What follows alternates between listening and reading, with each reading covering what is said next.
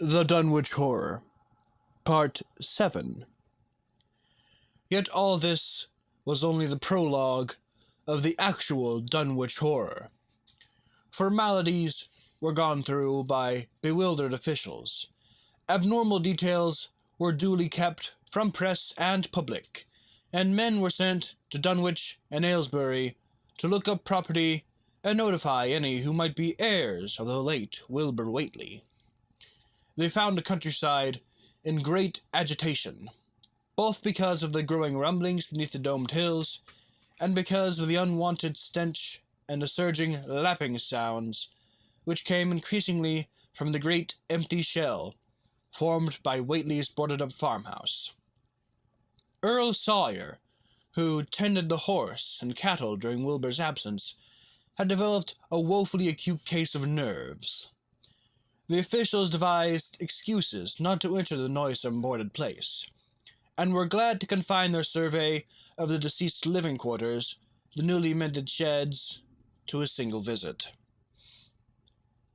They filed a ponderous report at the courthouse in Aylesbury, and litigations concerning heirship are said to be still in progress amongst the innumerable Whateleys, decayed and undecayed, of the upper Miskatonic Valley. An almost interminable manuscript in strange characters, written in a huge ledger, and adjudged a sort of diary because of the spacing and the variations in ink and penmanship, presented a baffling puzzle to those who found it on the old bureau, which served as its owner's desk. After a week of debate, it was sent to Miskatonic University, together with the deceased's collection of strange books, for study and possible translation. But even the best linguists soon saw that it was not likely to be unriddled with ease. No trace of the ancient gold with which Wilbur and old Whately always paid their debts has yet been discovered.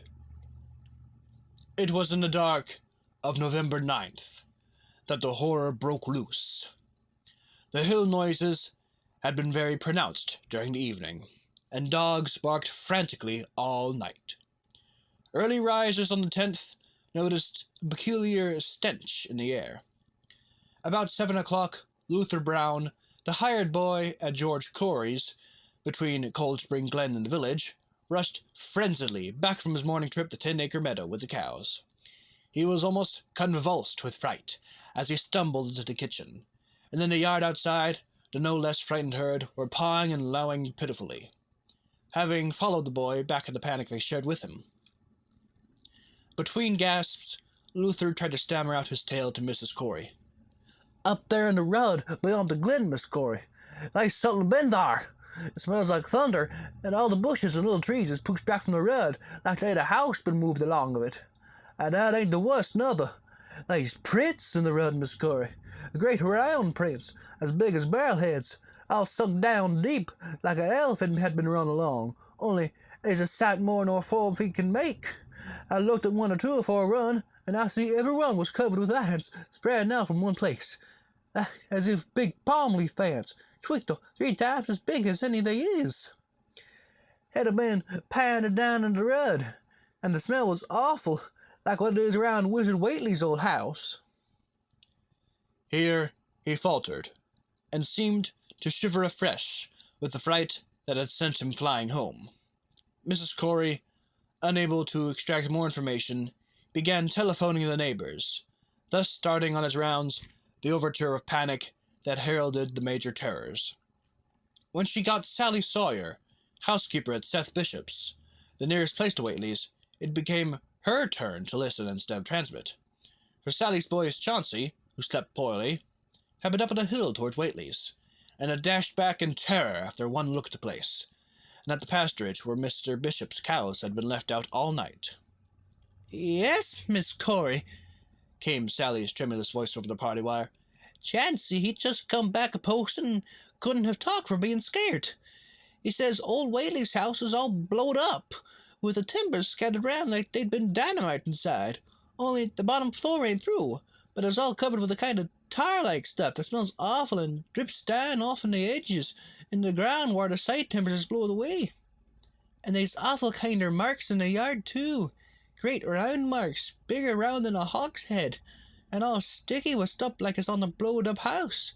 Chancey says they leads off to the medders, or a great swath wider than a barn is matted down, and all the stone walls tumbled every which way wherever it goes.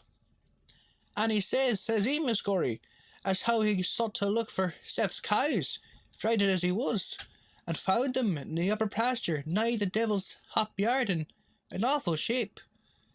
Half on 'em's clean gone, and nigh half on 'em's all left is sucked most dry of blood, with sores in 'em like they's been on Whaley's cattle ever since Lavinie's black brat was born.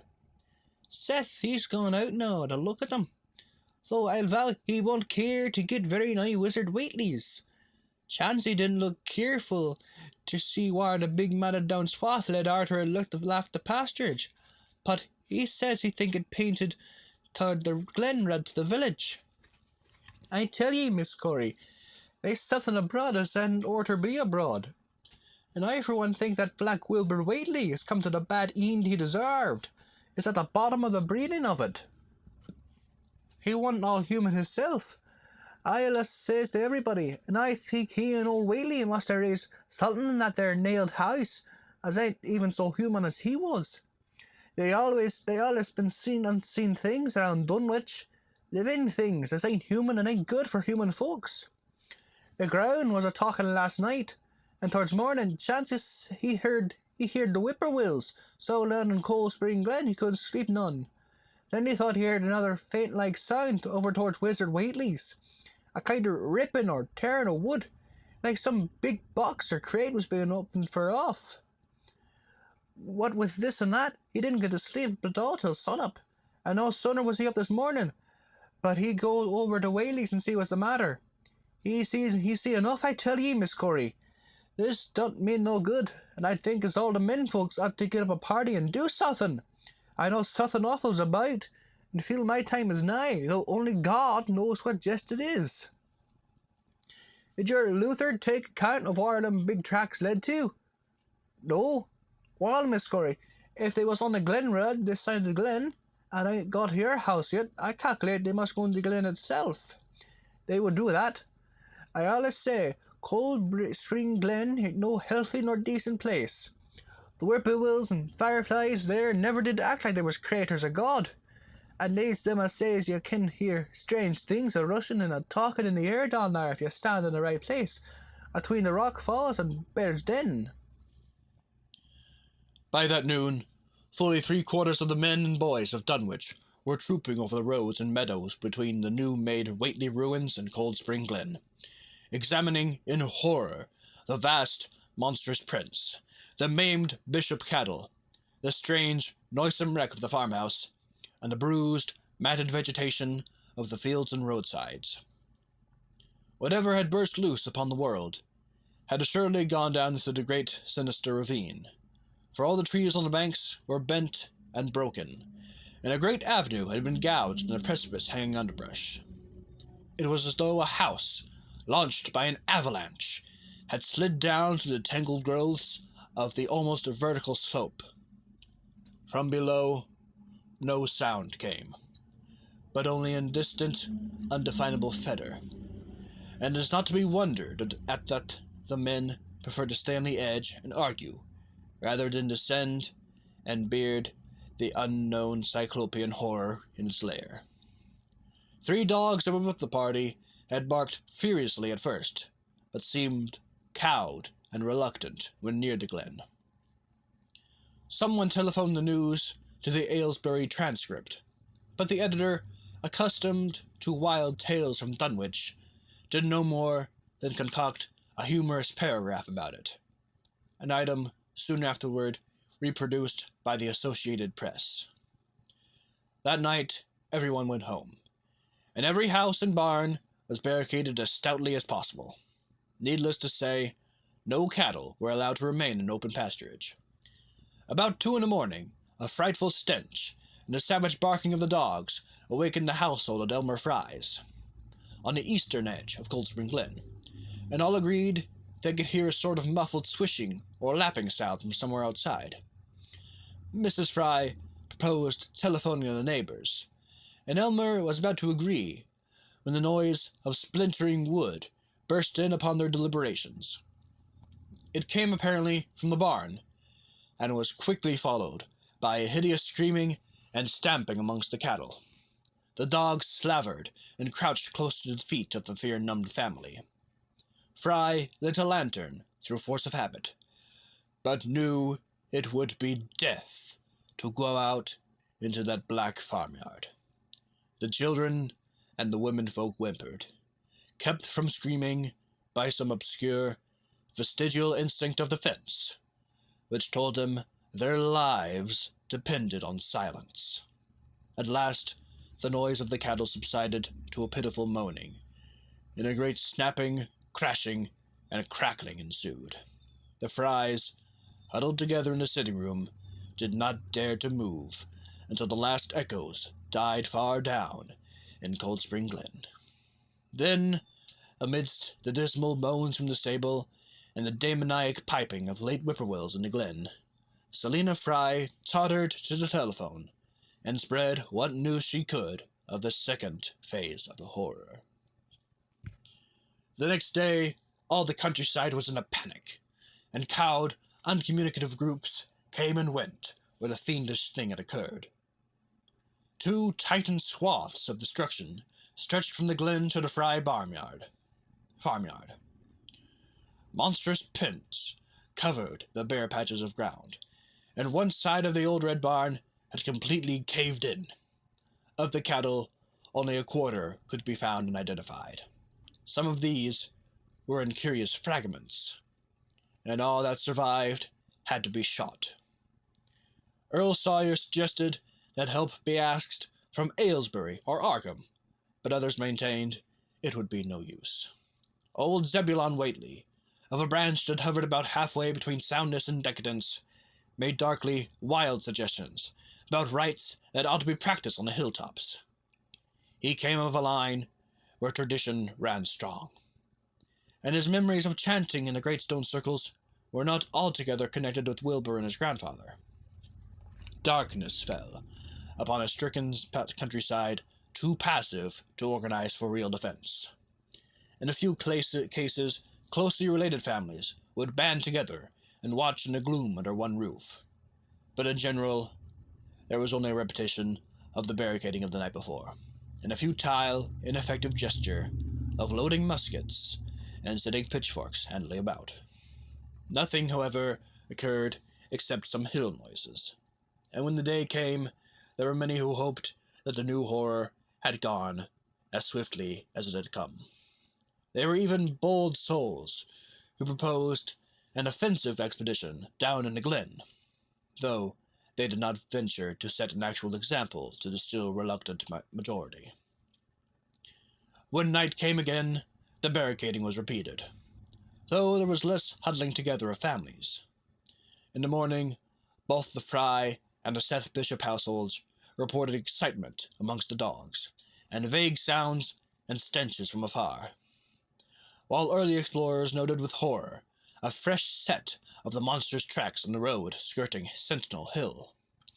As before, the sides of the road showed a bruising indicative of the blasphemously stupendous bulk of the horror, whilst the confirmation of the tracks seemed to argue a passage in 2 directions, as if the moving mountain had come from Cold Spring Glen and returned to it along the same path.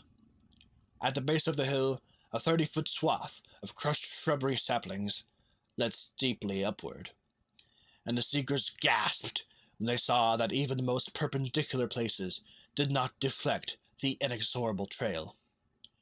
Whatever the horror was, it could scale a sheer, stony cliff of almost complete verticality. And as the investigators climbed around the hill summit by safer routes, they saw that the trail ended, or rather, reversed there. It was here that the Whateleys used to build their hellish fires and chant their hellish rituals by the table-like stone on May Eve and Hallowmass. Now that very stone formed the center of a vast space, thrashed about by the mountainous horror, whilst upon its slightly concave surface was a thick and fed the deposit of the same tarry stickiness observed on the floor of the ruined Whately farmhouse when the horror escaped. Men looked at one another and muttered. Then they looked down the hill. Apparently, the horror had descended by a route much the same as that of its ascent. To speculate was futile. Reason, logic, and normal ideas of motivation stood confounded. Only old Zebulon, who was not with the group, could have done justice to the situation, or suggested a plausible explanation. Thursday night began much like the others, but it ended less happily. The whippoorwills in the glen had screamed with such unusual persistence that many could not sleep, and about 3 a.m. all the party telephones rang tremulously. Those who took down the receivers heard a fright-mad voice shriek out, "Help! Oh my God!" And some thought a crashing sound followed the breaking off of the exclamation. There was nothing more. No one dared to do anything. And no one knew till morning whence the call came. Then those who had heard it called everyone on the line, and found that only the Frys did not reply. The truth appeared an hour later, when a hastily assembled group of armed men trudged out to the Fry place at the head of the glen. It was horrible, yet hardly a surprise. There were more swaths and monstrous prints, but there was no longer any house. It had caved in like an eggshell, and amongst the ruins, nothing living or dead could be discovered. Only a stench and a starry, tarry stickiness.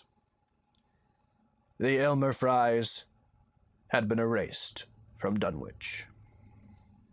Only a stench and a tarry stickiness. The Aylmer Frys had been erased from Dunwich. This is one take Lovecraft and all that.